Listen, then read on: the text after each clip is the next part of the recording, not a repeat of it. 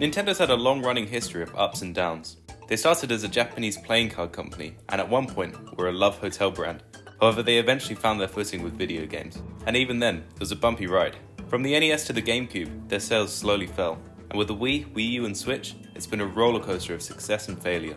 Just into its 5th year, the Nintendo Switch has surpassed the Wii's lifetime sales of 101 million units. Along with the insane success of the Switch, it seems any game Nintendo puts onto the console becomes a bestseller for the franchise. The Switch launched with a few games, the most prominent of which being the highly anticipated Legend of Zelda Breath of the Wild.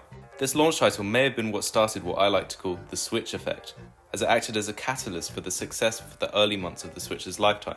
The game went on to sell over 25 million copies. Breath of the Wild and the Nintendo Switch went hand in hand together and boosted each other's sales. From then on, the Switch had a clear future as one of Nintendo's best systems. Another reason for this was the hybrid nature of the console. There's not really anything else quite like it on the market, meaning it doesn't really compete with other consoles like PlayStation and Xbox, and both console gamers and handheld gamers buy the device.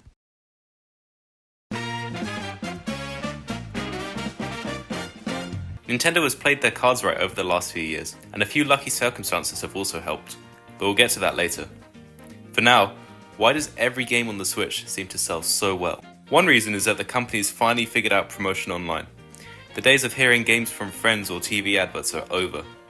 Nowadays, Nintendo is able to shove their games right into your face through Twitter, or more importantly, Nintendo Directs. They've really struck gold with these, as it generates insane amounts of hype, breaking the internet each time one is announced, and it keeps them relevant.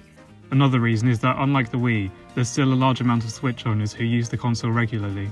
The novelty of the Switch being a hybrid console hasn't really worn out, like the Wii's motion controls did for some people after a while. This new Switch audience also has a good balance of casual and hardcore gamers, with both being big fans of the games which are being released. So each time a first-party game comes out, it's almost guaranteed that lots of people will buy it. An example of this is Skyward Sword.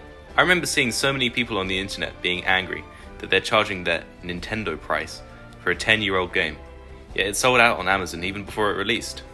Even a game like this can be wildly popular because of that more casual audience who doesn't care about the technical parts of a game and just wants some fun.